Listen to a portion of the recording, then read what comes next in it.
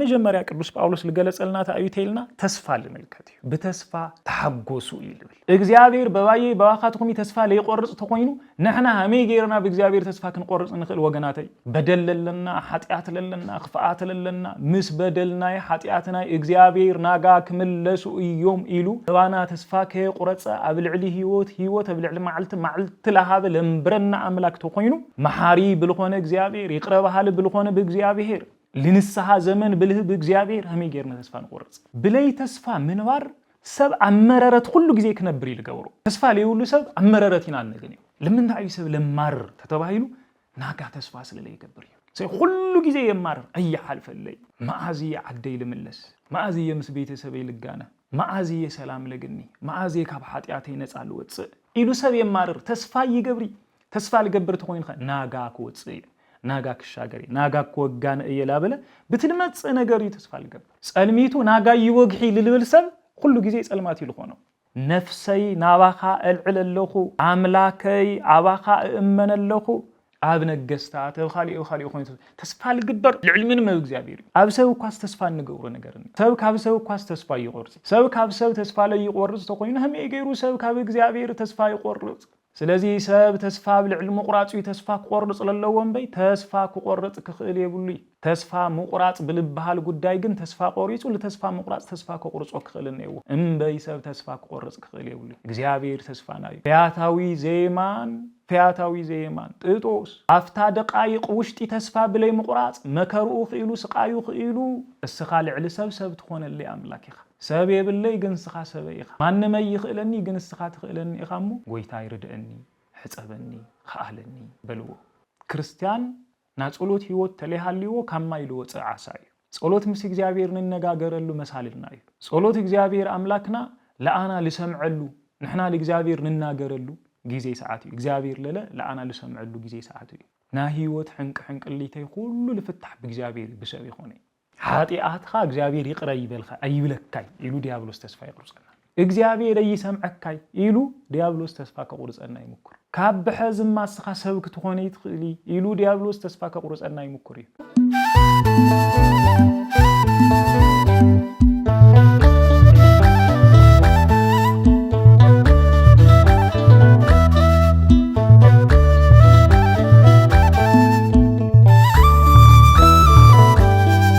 በስመ አብ ወወልድ ወመንፈስ ቅዱስ አሐዱ አምላክ ዘለዓለም ሥላሴ አምላከ ቅዱሳን ልዑል እግዚአብሔር ሰላም ጀምሩ ሰላም ይፈጽመና እዚህ መለኮታዊና እግዚአብሔር ቃል በበለለኹም ኮይንኩም ተከታተሉ ደቀ እግዚአብሔር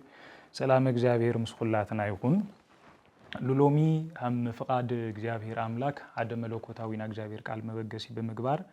ህጽር ለበለና እግዚአብሔር ቃል ክንነጋገሪና አምላከ ቅዱሳን ልዑል እግዚአብሔር አቀድመ ቢሉ ለቅዱሳን ነቢያት ትንቢቱ ለቅዱሳን ሐዋርያት ስብከቱ ለቅዱሳን ሊቃውንተ ቤተ ክርስቲያን ምስጢሩም ለገለጸ ህዝም ላይ ለኃጢአተኛ ባሪኡ ለናገረሉ ሩቱ አንደበት ጥበቡ ምስጢሩ ያድለኒ ሎሚ ቅዱስ ጳውሎስ ላበሰብ ሮሜ አብ ምዕራፍ 12 ቁጥር 12 ለተናገሩ ናይ እግዚአብሔር ቃል መበገስ በመግባሪና ክንነጋገር ቅዱስ ጳውሎስ በተስፋ ተሐጎሱ በመከራ ተዓገሱ በጸሎት ጽንዑ ኢሉ ለና ሮሜ 7 ለተናገሩ ቃል መበገስ ገርና ሐጽር ለበለና እግዚአብሔር ቃል ክንነጋገሪና ለተስፋክሙ ተፈስሑ ለህማምክሙ ተአገሱ ለጸሎትክሙ ተጸመዱ ብልብል ቃል ሐጽርና ክንነጋገሪና ቅዱስ ጳውሎስ ዘን ሰለስተ ጉዳያት ዜን በምክንያቱ ይለልዕለን ሰለስቴን ለኦርቶዶክሳውያን ለደቀ እግዚአብሔር በጣም ወሰንቲ ነገራትን ደቀ እግዚአብሔር ዘን ሰለስተ መሰረታዊ ነገራት ዜን ሓደ ክርስቲያን ኣብ ህይወቱ ውሽጢ ለጋጥምዎ ነገራት በሙሉ መፍትሕ እየን ካብዚን ወፃእ ግን ሰብ ተስፋ ልቆረጸ ክኾን ሰብ ህይወት ልከይህሉ ሰብ እግዚአብሔር ልከይፈልጥ ሰብ ምስ እግዚአብሔር ለለዎ ናብራይ መንገዲ ጠጠው ልከብል ክገብሮ ይኽእል እዩ እዚን ና ህይወትና መሰላልየን ወሰንት ነጥቦታትየን ልብል ነገር ንወሰድ ትና መጀመሪያ ቅዱስ ጳውሎስ ልገለጸልና ታዩቴልና ተስፋ ልመልከት እዩ በተስፋ ተሐጎሱ ይልብል መከራ ክህሊ ክእል እዩ ስቃይ ክህሊ ክእል እዩ ችግር ክህሊ ክእል እዩ ግን ብተስፋ ተሓጎሱ እዩትና መጀመሪያ ጉዳይ بتسفى تحقوسو تسفى تأيو تيلنا تسفى እግዚአብሔር መሐር እዩ እግዚአብሔር ይኽእል እዩ እግዚአብሔር የሻገር እዩ እግዚአብሔር የውጽ እዩ ኢልኻ ምእማን እዩ በጣዕሚ ሁሉ ጊዜ ደጋጊምና እንልዕሎ ቤተክርስቲያን ቅዳሴ አምተ ተውስኦ ሓደ ብተስፋ ንእግዚአብሔር መንግስቲ ለግኔ ተስፋ ብለይ መቁራጹ ምስ እግዚአብሔር لتعارق سبني فياتاوي زيمان ጥጦስ فياتاوي زيمان أمكر لهاللي أبسقاي لهاللي لمومات دقائق كقريو كلو لتناغرو منغرات نيو لب بلو فياتاوي زيمان أنا أمكر أيل نبر نيره أبسقاي أب حطيات أب بدل نيره بك እግዚአብሔር كمحرن يخلي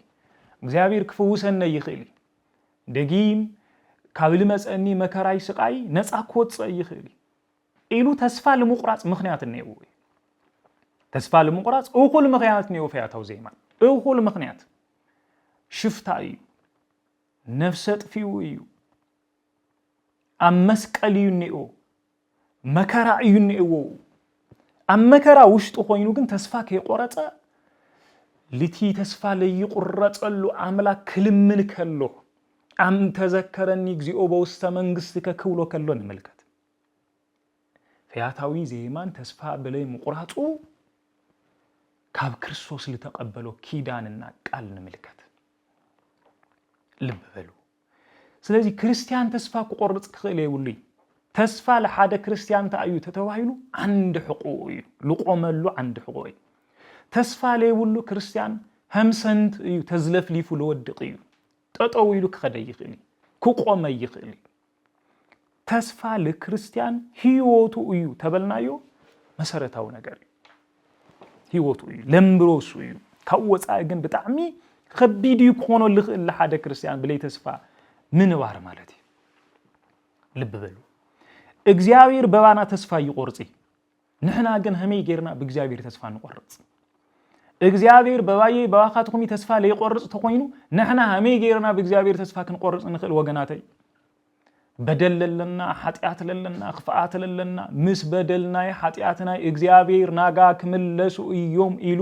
በባና ተስፋ ከይቆርጽ አብልዕሊ ህይወት አብልዕሊ ማዕልት ለሃበ ለምብረና አምላክ ተቆይኑ መሐሪ ብልኾነ እግዚአብሔር ይቅረባሃል ብልኾነ በእግዚአብሔር ለንስሐ ዘመን ብልህ በእግዚአብሔር ህመይ ጌርና ተስፋ እንቆርጽ ምክንያቱ ለሰብ ተስፋው ማንዩ ተተባሂሉ እግዚአብሔር ይትና መጀመሪያ ተስፋና እግዚአብሔር ማንንም ይቆነይ ልብ በሉ በተስፋ ደስ ይበልኩም ክብለና ከሎ በተስፋ ተሐጎሱ ክብለና ከሎ ቅዱስ ጳውሎስ በእግዚአብሔር ተሐጎሱ ለማለቱ እዩ በእግዚአብሔር ተሐጎሱ ማለት ልብ በሉ ናወድ ሰብ ናናውሩኡ ስንቂ ናናውሩኡ ጣዕሚ ተስፋ እዩ ተስፋ ላይ ሁሉ ሰብ صباح أي من ناي كنبر دسي يبلي سب تسفى بجزابير تسفى جبر تليخ إلو ناقال سلماتيها تسفى سلن نجبريو ناقال حشك خونيو إلنا ناقا بنافقة النسبيو أبهي وتناوشتي نامنوارنا طعمك اللي ولا خيل تسفى كنجبر كلنا بجزابير لب بلو بلاي تسفى منوار سب عمررت كله جزء كنبري لجورو تسفى ليقولوا سب عمررتين عن نجني لمن دعي سب لمر تتباهيلو ناقع تسفى سللي يكبري سي كله جزء يمر أي حال في الليل ما عزي عدي لملس ما عزي يمس بيت سبي لجانا ما عزي سلام لجني ما عزي كابحات يعطينس على الوتس إلو سب يمر تسفى يجبري تسفى لجبر تقولين ناقع كوتسي ناقا كشاغري ناقا كوغان ايلابله بتلمص نغري تسفى لجبر كصلمت كلو ناقا كوغخيو إلنا تسفى سلنغبرينا بسلام نحدر صلميتو ناقا يوغخي للبلسب كل غزي صلمات يلخونو دحر صلمات سي قطرنيو مال تسفى ድሕሪ መከራስ ሓጎስ እንዮ ማል ተስፋ እዩ ድሕሪ ሞትስ ህይወት እንዮ ተስፋ እዩ ብተስፋ ደስ ይበልኩም ይብል ቅዱስ ጳውሎስ ብተስፋ ደስ ይበልኩም ኢዮብ ክናገር ከሎ ኣብ ምዕራፍ 7 ቁጽሪ 1 ክሳብ 6 ክንምልከት ከለና ብዘይ ተስፋ ምንባር ልምልከት ነገር ምስ ተስፋ ምስ ምንባር ልምልከት ነገር ከነጻጽረልና ከሎ ህይወት ሰብ ኣብ ምድሪ ብርቱዕ ሰልፍ ዶ ይኾነ ይብል ወህይወት ሰብ ኣብ ምድሪ ብርቱዕ እዩ ብርቱዕ ሰልፍ እዩ ከምቲ ከጽልል ዝናፍቕ ኣገልጋሊ ከምቲ ደሞዙ ዝጽበ በዓል ውዕለት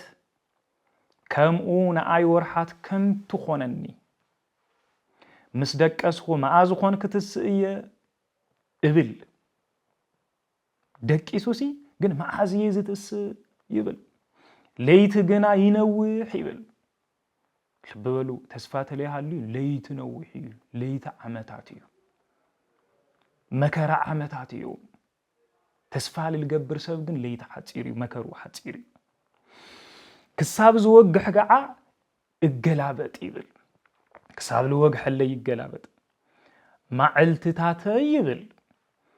ካብ መወርወሪ ዓላማ ይቅልጥፉ ብዘይ ተስፋውን ይውድአ ይብል አቱም ሰባት ተመልከቱ ለይቲ ይገላበጥ ይነውሐኒ መዓዝ እዩ ልወግሕ ይብል ቀትር ማዕልትታተይ ቀትረይ ግን ካብ መወርወሪ ዓላማይ ይቅልጥፍ ንዓላማይ መወርወሪኡ ብጣዕሚ ፈጣኒ ካብኡ ብላዕሊ ይቅልጥፍ ይብል ብዘይ ተስፋውን ይውድአ ተስፋ እንድሕር ለይ ብለይ ተስፋ ይውድአ ምንም ተስፋ ልገብሮ ነገር ምንም ተጽፊት ልገብሮ ነገር የብለ ይብል ልብ በሉ ዳዊት ለለክ ዝምር ከሎ ታይብለና ተስፋና እግዚአብሔር ምዃኑ ክገልጽ ከሎ همز يبل أو قويتا نفسي ناباخا العللخو عملاكي عباخا امن اللخو ايحفر صلاتي يقول باي يسحقو توم كاباي تسفا زغورو ايحفرون يوم توم اباي تسفا زغورو ايحفرون يوم يبل مزمور داويت حمز اسراي حموشتي كقصر حدك ساب اسراي سلسته اسم كلهم اللي يسفوك ايتحفروا يبل توم اباخا تسفا زغورو እቶም አባኻ ተስፋ ዝገብሩ አይሐፍሩን ልብ በሉ ዳዊት ክናገር ከሎ ጸላአተይውን በአይ ይስሐቁ ይብልሞ እቶም አባኻ ተስፋ ዝገብሩ አይሐፍሩን እዮም እስመ ኩሎም እለይ ሲፈውከ እቶም ኩሎም ለእግዚአብሔር ተስፋ ልገብሩ አይሐፍሩ ለእግዚአብሔር ተስፋ ንግበር መጀመሪያ ወገናት ለእግዚአብሔር ተስፋ ልገብር ሰብ አይሐፍሩ ለእግዚአብሔር ተስፋ ልገብር ሰብ ተስፋ ይቆርጽ ይቅጽልሞ ንእግዚአብሔር ተስፋ ግበር በርትዕ ልብኻ ይጽናዕ በእግዚአብሔር ተስፋ ግበር ለለይ ብለ መዝሙር 27 ቁጥር 14 ሰብ ክርስቲያን ተስፋ ገብር ልግቦ ለማን የተተዋይሉ ለእግዚአብሔር ቀጥሎ መዝሙር 33 ቁጥር 20 ለለ ነፍስና ንእግዚአብሔር ተስፋ ትገብር ረዳኢናን መጽናዕኒዕናን ንሱ እዩሞ ልብ በሉ ነፍስና ሰትሰፎ ለእግዚአብሔር ነፍስና ተስፋ ትገብሮሲ ለእግዚአብሔር እዩ እስመ ረዳኢና እሱ ታይና እዩ ረዳኢና እዩ ወምስካይና ውእቱ ልብ በሉ መጸግዒና ለኢየሱ ማን እግዚአብሔር ስለዚህ ተስፋ እንገብሮ ለማን ተተዋይሉ ለእግዚአብሔር ጥያቄ ላይ ጥይቅ ባዕሉ ዳዊት አብ መዝሙር 39 ቁጥር 7 ክንምልከት ከለና همዚ ኢሉ ይጥይቅ ሕዝኸ ተስፋ ይመን እዩ ይብል ልብ በሉ ሕዝኸ ተስፋ ይመን እዩ ወይ ዜኒ መኑ ተስፋ ይብል حزقه تسفاي مني دحاري قصلمو كملس كلو እግዚአብሔር ዶ አይሆነን ይብል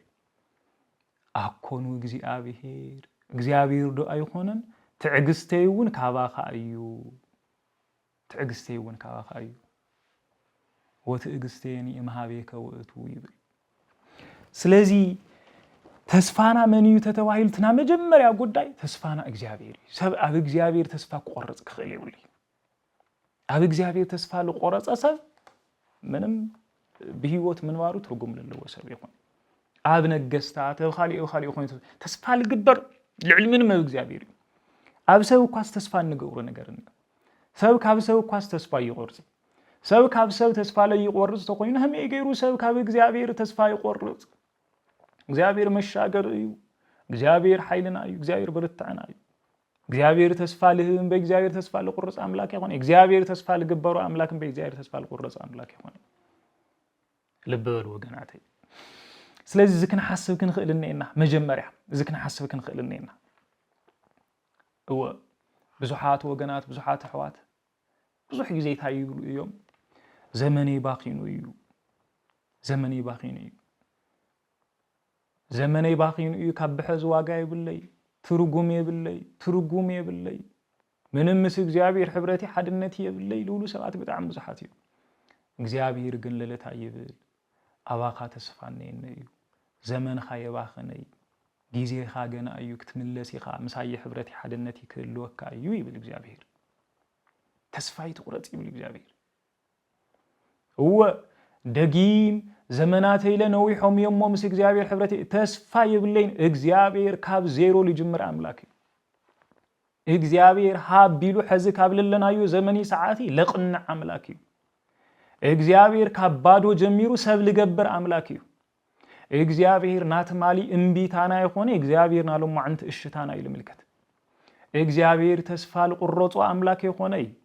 እግዚአብሔር ተስፋ ለይቁረጹ አምላክ እግዚአብሔር ተስፋ ለገበሩ አምላክ ስለዚህ ሰብ ተስፋ ብልዕል መቁራጹ ተስፋ ቆርጽ ለለዎም በይ ተስፋ ቆርጽ ክኽእል የብሉይ ተስፋ መቁራጽ ብልባሃል ጉዳይ ግን ተስፋ ቆሪጹ ለተስፋ መቁራጽ ተስፋ ቆርጾ ክኽእል ነው እምበይ ሰብ ተስፋ ቆርጽ ክኽእል የብሉይ እግዚአብሔር ተስፋና እዩ ፈያታዊ ዘይማን ጥጦስ አፍታ ደቃይቅ ውሽጢ ተስፋ ብለይ መቁራጽ መከሩኡ ኽኢሉ ስቃዩ ኽኢሉ አብ መስቀል ኮይኑ አብ ስቃይ ኮይኑ መስቀል ተቸንኪሩ ለሃለ ተስፋ ከቆረጸ ለጎይቱ ለሚኑ ናዘል ዓለም ህይወት ገነት መንግስት እግዚአብሔር ለምልወርስ በክርስቶስ ተነገሩ ወይ ንሕናማ እንደ ጊዜ ነና ንሕናማ ምንታይ ጽቡቅ ሁነታት ለሃለና ህመይ ጌርና በእግዚአብሔር ተስፋ ክንቆርጽ ክንኽእልነና ይወገናት ተስፋ ክንቆርጽ ክንኽእልልና እወ ምናልባት ንሕና ሰባት ስለልኾንና ባዕልና ለባዕልናም ለጸገምና ሰባቲና እወ ሓደ ጊዜ ታይ ንብሊና አነ ከቢድ ሰብየ ለአየል ኽእል ማንም ሰብ የለይ ለአየል ሽከመን ሰብ የለይ አነ ዘመን ለሰልቸይኹ እየ አነ ዘመን ለጸገምኹ ሰብየ አነ ለህንደይ ሰብ ለቁሰልኹ ሰብየ አነ ሰብ ክጽገመን ሰብ ክሽከመን ሰብ ክኽእለነ ይኽእሊ ባዕለይ ለይኽእለይ ለባዕለይ ለተስፋ ቆሪጸሉ እየ ክንብል ንኽእልና ግን እግዚአብሔር ይኽእለና እዩ እግዚአብሔር ይሽከመና እዩ እግዚአብሔር ከሻግረና እዩ እግዚአብሔር ህይወት ክበና እዩ ለሰብ ለሸከምና ክንኾን ክንኽእልና እግዚአብሔር ግን ልሽከመና አምላክ ወስኹም ጾር ለኸበደኩም ላባይኑ አነውን ከዕርፈኩም ይልብል አምላክ እግዚአብሔር ስለዚህ ህመጠን ክርስቲያን ተስፋ ክንቆርጽ ክንኽእል ይብልናይ ላብ ክርስቶስ ቀሪብና ጎይታ ሕጸበኒ አንጸህኒ አነ በደለኛ እየ አነ ኃጢአተኛ እየ ክፍአተይ ይፈልጥ እየ ህይወቴ አቸጋር እዩ ጎይታ ይሕጸበኒ አጽሬኒ ንበሉ ከጽሬና እዩ ካጽበና ተስፋ ኮነና እዩ አምላከይ ከቢድ ያነ ብዙሕ ርስሓት ለለኒ ብዙሕ ኃጢአት ለለኒ ብዙሕ ክፍአት ለለኒ ሰብየ خفአተይ ቅድሜ ካልተ ገለጸ እዩ خفአተይ ቅድም ሰብ የወፀ እምበይ ወአነ خفኡይ ኃጢአተይ በደለይ ለባዕለይ ለከሓስወ ከለኹ ቸጋር እዩ ካብ እምሮለይ ብላዕሊ እዩ ለባዕለይ ለከሓስወ ከለኹ ምሕሳዊ ይከብደኒ እዩ እሞ ሕሰበኒ ጎይታይ ሕጸበኒ አጽሬኒ ንጹህ ግበረኒ መልቀቂያ ደብዳቤ ላይ ተጽሕፈለይ ሁሉ ጊዜ ትኽእለኒ ቅዱስ አምላክ ስኻይኻሙ ካባኻ ወጻኢ ልኽእለኒ ሰብ ስለለይለ خالني أباخا تسفاي قرصي اسخا تشاغرني إخا اسخا لعل سب تخون اللي أملاك إخا سب يبلي جن اسخا سب إخا ما نما يخلني جن اسخا تخلني إخا مو قويتاي ردأني حسبني خالني بلو إذا تهلنايو እግዚአብሔር ተስፋ ለልገውሩ ሰባት እሙንዩ ምስኦምዩ ይኽእልዩ ይረድአና እዩ ወገናተይ ስለዚህ ተስፋ ክንቆርጽ ክንኽእል የብልናይ كسبها كنقرص كنخلي يبلنا سو ቅዱስ ዳዊት ቅዱስ ጳውሎስ ልተናገረና ነገር ታዩ በተስፋ ታጎሱ ይብል ነገር እግዚአብሔር ተስፋ ክንገብር ከለና ተንዕጎስ ክንخلنا ማለት ጊዜና ሰዓትና አንተ ትፈልጦ ተስፋ ለቆርጽ ሰዓት እዩ ተስፋ ለቆርጽ ሰዓት እዩ ስለ ወረ ጦርነት ይካት ሰምዓሉ ስለ ኩናት ይካት ሰምዕ ሃው ምስሓው ስለለለው በደል ክፋት ይካት ሰምዕ ካልኦት ነገራት እንሰምዓሉ ጊዜ ሰዓት እዩ ለለው ከቢድ እዩ አቸጋር እዩ ግን በእግዚአብሔር ተስፋ ንግበር ተስፋ ክንቆርጽ ክንخلي ይብልና ለመጸ ጸልማት ሁሉ ጸልማት ሆይነ ይቀሪ እዚ ጸልማት ዝናጋ ብርሃን እዩ እዚ መከራዚ ናጋ ክንሓልፎ ኢና ክንሻገር ኢና ወገናት እዚ ንሕሰብ ተኻልአይ ቅዱስ ጳውሎስ ለነገረና ታዩ በመከራ ተዓገሱ ለለናዩ ሰዓትና መከራ ሰዓት እዩ هو ጥሜት ለሐየለሉ ሰዓት ስደት ልበዝሐሉ ሰዓት ሞት ልበዝሐሉ ሰዓት መከራ አው ኦርቶዶክሳውያን ልበዝሐሉ ጊዜ ሰዓት እዩ ግን ንተዓገስ ቲክሳሙ ወዳታ ጸኒዑል ነበር ለዕገዝ ሰብሱ ክባረኽ ይሁን ተባለ ሁሉ ማለት እዩ ስለዚህ ትዕግስት የለና እዩ ወንሻገሪና እዚ ትዕግስትና እዚ ተስፋ ለለው ትዕግስት እዩ እዚ ትዕግስት እዚ ተስፋ ለለው ትዕግስት ይሆነ እዚ ትዕግስት እዚ በእግዚአብሔር መልስ ክነግኒሉ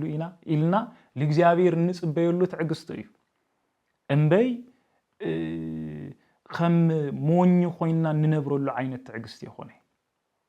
እግዚአብሔር ተስፋ በመግባር ልመጽ ትዕግስቲ ንገብሮ ትዕግስቲ ትናሞ ወዳታ በጸሎት ጽንዑ እዩ ክርስቲያን ና ጸሎት ህይወት ተለሃልዮ ከማይሉ ወጽ ዓሳይ ጸሎት ምስ እግዚአብሔር ንነጋገረሉ መሳልና እዩ ጸሎት እግዚአብሔር አምላክና ለአና ልሰምዐሉ ንሕና ለእግዚአብሔር ንናገረሉ ጊዜ ሰዓት እዩ እግዚአብሔር ለአና ልሰምዐሉ ጊዜ ሰዓት እዩ ስለዚህ በጸሎት ለእግዚአብሔር ንንገሮ መከራና ስቃይና ችግርና ፈተናታትና በሙሉ ለእግዚአብሔር ንንገሮ እግዚአብሔር ክነግሮ ለይደልዩ ለዚህ እግዚአብሔር ጸሎት ለሰራዕልናኮ እግዚአብሔር ንሕና ክነግሮ ለደል አምላክ ችግራትናስ እግዚአብሔር ክነግሮ ይደልዩ ልበሉ ወገናት ጸገማትና እግዚአብሔር ክነግሮ ይደልዩ ባህር መፍትሕ ይሆን ብዙ ጊዜ ንሕና ችግርና ለችግርና ባዕሉ ኢና ንነግረው ችግርና አብ ችግር ለለሎ ሰብ ብቻ ኢና ንነግረው ችግራትና ጸገማትና በገዛ ርዕሶም ለእግዚአብሔር ክነግሮም ከለና እዩ መፍትሕ ለግንዩ ና ህይወት ሕንቅሊተይ ሁሉ ለፍታሕ በእግዚአብሔር ብሰብ ይሆነ ና ህይወት መሰናኽላት ና ህይወት ጭንቅታት ና ሞት ለመስሉ ጻዕርታት በሙሉኦም መፍትሕኦም እግዚአብሔር ይሰብ ሆነ ይኽል ስለዚህ ለእግዚአብሔር ንንገሮ ጸሎት መፍትሕ እዩ ጸሎት ና ጸገማትና ና ችግራትና ና ሞትና ሁሉ ቁልፍ እዩ እዚ ለእግዚአብሔር ምን ነገር ይደል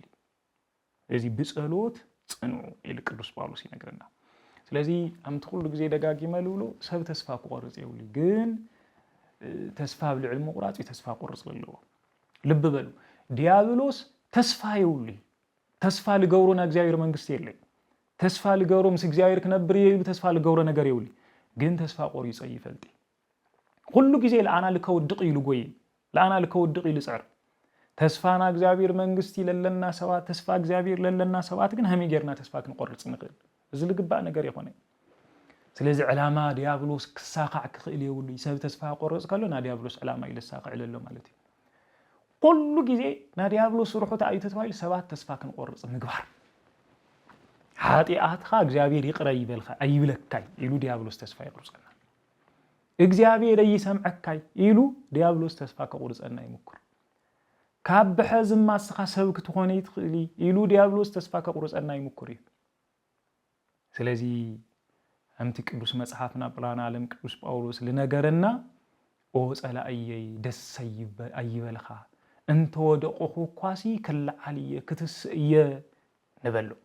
ተስፋ እንድሕር ቆሪጽና ኸታይና ንብለልና ኦ ዲያብሎስ ደስ ይበልኻ ተስፋ ቆሪጽና ኢኹሞ ደጊመ ይልዓሊ ኢና ንብለልና ተስፋ ተለይ ቆሪጽና ጸላእየ ደሰይ ይበልኻ ከለዓልየ ተወደቆኹ ከለዓልየ ክሻገር ይብጎይታይ ማለት ስለዚህ ለዲያብሎስ ክንሐግሶ ክንኽእል ይብልናይ በጸሎት መጽናዕ እግዚአብሔር ምን ነገካር እዚ ካና ተጽፊት ልግበር ነገር እዩ ስለልነበረና ጊዜ ሁሉ እግዚአብሔር አምላክና ስሙ ለተከበረ ይልተመስገነ ይሁን አብ ጊዜና አብ ሰዓትና ለሎ ነገር በሙሉ ለሸብር ለደንግጽ ተስፋ ለቁርጥ ነገራት ከመስሉና ሁሉ እዮም ግን ዝም ይሐልፍ እዩ ወለደ ቦታት ዝናብስ አባዕልቲ ታዩ ደንጎላ ትሕቲልካ ብርክኺልካ ልውልዎ ምሳሌታት ምለሎ ሁሉ ሕዝም ተመሳሳሊ በጸሎት በመጽናዕ በመከራ በመዕጋስ በተስፋ ለለ እግዚአብሔር በመጥያቅ በመሕጓስ ኢና ዝነገር እዚ ዝመከራ ዝክነሕልፎ ንኽእልሞ ተስፋ ይንቁረጽ አምላክና እግዚአብሔር ሕዝም ምሳና እዩ እግዚአብሔር ለህዝቡ ይርስዒ ወነቢይ እግዚአብሔር ለቃል ኢሳይያስ ካብ እግዚአብሔር ለመጾም መልእክት ሽዑ ከመሐልፍ ከሎ ተናገሮ ነገር ነው እስራኤል እግዚአብሔር ሓዲጉና እዩ እግዚአብሔር ረሲዑና እዩ እግዚአብሔር ካብ በሕዚ ምሳና ይኾኒ በለት ግን እግዚአብሔር ህምዚ ይብል በሎም ተነብይ ናይ ሰራዊት ጎይታ እግዚአብሔር ህምዚ ይብለሎ በሐቂ አዶ ልልወለደቶ ክትርስዕ ትኽእልዶ እስኻትኩም እግዚአብሔር ሓዲጉና እዩ ረሲዑና እዩ ኢልኩም ግን አዶ ልውልዳ ክትርስዕ ትኽእልዶ ይብሎ ክምልስ ከሎ ባዕሉ እወ አዶ ልውልዳ ክትርስዕ ትኽእል እያ ይብል ምናልባት ብሞት ልልተፈለየ አዶ ብዘመን ርሕቀት ክትርስዕ ትኽእል እያ ምናልባት ጭካነም ለለው ክህል ክእል እዩ ምክንያቱ ዘመንና ብጣዕሚ ከቢድ እዩ ልወለደቶ ትድሪ ልወለደቶ ትሓድግ አማህፀና ለሎ ተውርድ ክትል እወ ክትርስዕ ትኽእል እያ ናይ ሰራዊት ጎይታ እግዚአብሔር ግን በሐቂ ለህዝቡ አይርስዒ አብ እዳው ተቀሪጽኩም ይኹምሞ ይብል እዚ እግዚአብሔር እዳው ስለልተቆረጽና ክርስዕና ለኽእል አምላክ ይኾነ ካድገና ለኽእል አምላክ አብ እዳው ተቀሪጽና ኢና አይርስዕና አይሐድገና እግዚአብሔር ሓዲጉና እግዚአብሔር ረሲዑና እግዚአብሔር ምሳና ይለይ ክንብል ክንኽእል ይብልና እግዚአብሔር ልርስዕ አምላክ ይኾነ ክርስቶስ ነጊሩና ዶርሆ ሊጨቃዊታ በአክናፋ ክትሐቁፍ ከምትደሉ ሁሉ አነ ከምኡ ደለይኹ ግን እስኻትኩም አይደለይኹም ይልናይ እግዚአብሔር ዶርሆ በክናፋ ጌራ ሊጨቃዊታ ምትሐቁፍ ከምኡ ገይሩ ከሐቅፎና ለደለ አምላክ እዩ እዚ እግዚአብሔር ለሐድገና ለርስዕና አምላክ ይኾነይ ምሕረቱ ይወርደልና እግዚአብሔር ለሀገርና ሰላም ፍቅር ምሕረት ሓድነት ይወርድ ስለልነበረና ጊዜ ሁሉ እግዚአብሔር አምላክ ስሙ ለተከበረ ይልተመስገነ ይሁን ስብሐት ለእግዚአብሔር